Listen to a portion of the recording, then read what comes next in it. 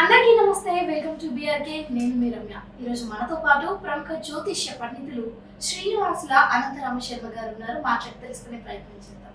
గురుగారు నమస్కారం. నమస్కారం అమ్మా. నరసింహార్పణం. గురుగారు, కార్తీక మాసం రాబోతుంది. ఆడపిల్లలందరూ కూడా ఎలాంటి నియమ నిబంధనలు పాటించాలి అని ఆతృతగా ఎదురు చూస్తూ ఉంటారు. అలాగే కార్తీక మాసం యొక్క విశిష్టత కూడా మాకు తెలియచేయండి. తప్పకుండా అమ్మా. కార్తీక మాసము యొక్క ప్రత్యేకత ఏ మాసానికి లేనటువంటి ప్రత్యేకత కార్తీక మాసానికి ఉంది.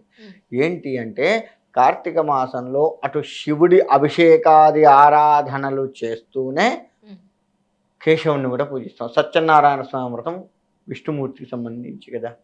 అంటే శివకేశవ పూజలు చేస్తూ ఉంటాము కార్తీక మాసంలో. శివుణ్ణి ఆరాధిస్తాము, కేశవుణ్ణి ఆరాధిస్తాము. ఇద్దరిని ఏకకాలంలో ఆరాధించేటువంటి మాసము ఒక్క కార్తీక మాసంలోనే ఉంది. మిగతా మాసాల్లో మనం ఆ విధంగా చెయ్యం. ఏ దేవుడైతే ఆ దేవుడికే పూజ చేస్తూ ఉంటాము. కానీ ఇటు సత్యనారాయణ స్వామి వ్రతాలు చేస్తూ అటు శివాలయంలోకి వెళ్ళి అభిషేకాలు చేస్తూ ఉంటాం ఈ మాసంలో. ఇది కార్తీక మాసం ప్రత్యేకత. ఈ కార్తీక మాసంలో నియమ నిబంధనలు ఖచ్చితంగా పాటించవలసిందే. ప్రాతకాలాన్ని లేవడము చేయడము. కార్తీక పురాణం అని ఉంటుంది. 30 అధ్యాయాలతో కూడుకొని ఉంటుంది. 30 కథలు ఉంటాయి. ఏ రోజు కథ ఆ రోజు చదువుకుంటూ ఉండాలి. చదవటం వల్ల ఏంటంటే మనం ఎలా బ్రతకాలో కూడా కార్తీక పురాణంలో వివరిస్తూ ఉంటుంది. ముక్తిని అంటే స్వామి వారిని ఎలా మనం చేరుకోవాలో కార్తీక పురాణంలో ఉంటుంది. భగవంతుని చేరుకునే విధానం మొత్తం కూడా మన నడవడిక మొత్తం కూడా కార్తీక పురాణంలో ఇమిడిపోయి ఉంది. కాబట్టి అది రోజుకొక అధ్యాయం చొప్పున 30 రోజులు 30 అధ్యాయాలు చదవాలి. ఆ విధంగా చదివితే మనకు స్వామివారి యొక్క అనుగ్రహం కలుగుతుంది. ఇది గురుగారు, అలాగే కార్తీక మాసం అనగానే చాలా మంది ఉపవాసాలు ఉంటూ ఉంటారు. ముఖ్యంగా చెప్పాలంటే ఇంకా కార్తీక మాసం ఉపవాసాలకి ఇంకో పేరు అని చెప్పుకోవచ్చు. ఈ ఉపవాసాలు ఉండడం వల్ల ఎటువంటి లాభాలు ఉంటాయి? లాభాల కోసమే ఉపవాసం ఉండడం కాదు, బట్ ఉపవాసాలు ఉంటూ ఉంటారు కాబట్టి అడుగుతున్నా. ఇక్కడ లాభం లేని ఎవరూ ఏమీ చెయ్యం. మీరు అన్న ప్రకారం లెక్కేస్తే దేవుడి దగ్గరికి వెళ్ళాలంటే మనం స్వామికి ఇది చేస్తే మనకి ఇది ఇస్తాడు. స్వామిని కోరిక కోరుకోవడము చేయడము ఇలా చేస్తూ ఉన్నాం మనం. సరే, అది తప్పు పద్ధతి. నిష్కల్మషంగా స్వామివారి ఆరాధన చేయాలి. ఇది భగవత్ ఆరాధన. అయితే ఇక్కడ కార్తీక మాసంలో ఉపవాసాలు 2 రకాలుగా చేస్తారు. ఒకటి నక్తాలు అని చేస్తారు. 15 రోజుల పాటు చేస్తారు. ఉదయం మొత్తం ఉపవాసం ఉండి రాత్రికి మన నక్షత్ర దర్శనం చేసుకొని ఆ తర్వాత వండింది భగవంతు నివేదన చేసి భోజనం చేస్తారు. అంటే నక్షత్ర దర్శనం అయితేనే భోజనం చేయాలి. ఇలా 15 రోజుల పాటు చేస్తూ ఉంటారు. కొంతమంది 30 రోజులు చేస్తారు. ఈ 15 రోజులు చేసే నక్తాలు అంటారు, ఒక పూట భోజనం. ఇక మిగతా 30 రోజులు కూడా మొత్తం నెల మొత్తం చెయ్యాలి స్వామివారికి అన్న ఇదే పద్ధతి. ఉదయం మొత్తం కూడా అభిషేకాలు అర్చనలు చేసుకొని స్వామివారికి నివేదించే పండ్లు పాలతో ఉండి సాయంత్రం కాగానే నక్షత్ర దర్శనం చేసుకొని అప్పుడు వంట చేసుకొని భగవంతుడికి నివేదన చేసి ఆ పరమేశ్వరుడికి నివేదన చేసి దాన్ని మనం భుజించాలి. ఇది అసలు ఉపవాసం ఉండే పద్ధతి. అసలు ఉపవాసము అంటేనే భగవంతుడికి దగ్గరగా ఉండడము.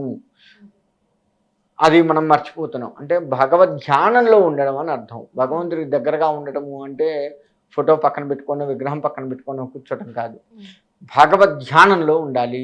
ఓం నమ శివాయ అనే పంచాక్షరి మంత్రాన్ని ఎప్పుడూ కూడా చదువుతూ నిష్కల్మషమైనటువంటి భక్తితో ఉండి ఎక్కడా కూడా రజోగుణ తమో గుణాలకు సంబంధించి ఈ కార్తీక మాసంలో ముఖ్యంగా ఉల్లిపాయలు వాడరాదు. నిలువ ఉన్న పచ్చళ్ళు వాడరాదు. మనం ఎప్పుడు ఏ పచ్చడి చేసుకున్నా కానీ ఆ రోజే అయిపోవాలి. ఈరోజు వండిన పదార్థం రేపు తినకూడదు. కార్తీక మాసం మొత్తం నియమాలు ఇవే. అందులో కూడా ఉల్లిపాయలు లాంటివి వాడకూడదు. సాత్వికమైనటువంటి పదార్థం మాత్రమే వండుకోవాలి.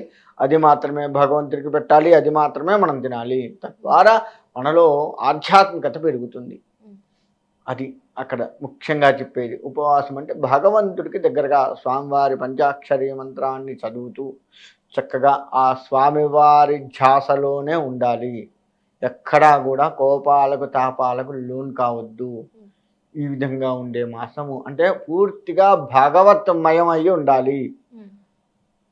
అలాగే కార్తీక మాసం అనగానే పాత సినిమాలలో ఒక సీన్ చూపిస్తూ ఉంటారు. అది నిజంగా చేయొచ్చా, చేయొద్దా అన్నది కూడా చెప్పండి. కార్తీక మాసం అనగానే గుడికెళ్ళి అక్కడ ఏదైనా పుట్ట ఉంటే దాంట్లో పాలు పోస్తూ ఉంటారు. పాము తాగాలి అని. అది చేయొచ్చా అసలు? కార్తీక మాసంలోనే అని కాదు, ఈ యొక్క పాములు పాముకి పాలు తాగించడం అనేది, పుట్టలో పాలు పోయటం అనేది అనాదిగా వస్తున్నది. అది ఆచారము, చేయవచ్చు, తప్పేమీ లేదు. కాకపోతే ఆవు పాలు పోయాలి. నీకు నచ్చిన పాలు పోయటం కాదు, ఏదో ప్యాకెట్ పాలు పోయటం. స్వచ్ఛమైన ఆవు పాలు తెచ్చుకొని పొయ్యాలి. దానికి నియమనిష్టలు ఉంటాయి. అదంతా వేరే, అసలు సబ్జెక్టే వేరే అసలు.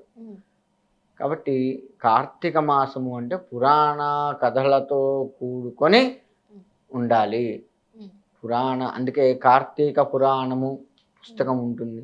దాన్ని భక్తి శ్రద్ధలతో రోజుకొక అధ్యాయం చదువుతూ ఉంటే మంచిది.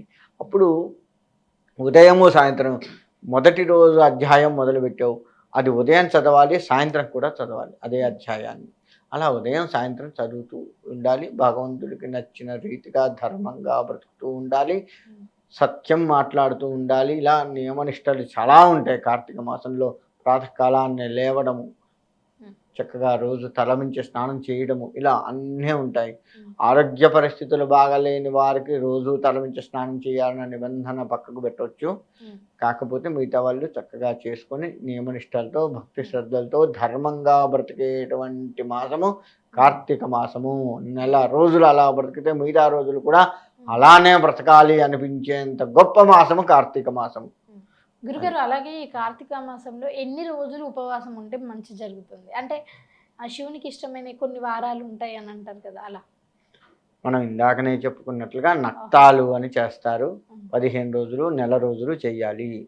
అంటే శివుడికి సోమవారం ఇష్టం, సోమవారం ఒక్కరోజే అని కాదు, ఎన్ని రోజులైనా చేయవచ్చు. 30 రోజులు చేయవలసిందే.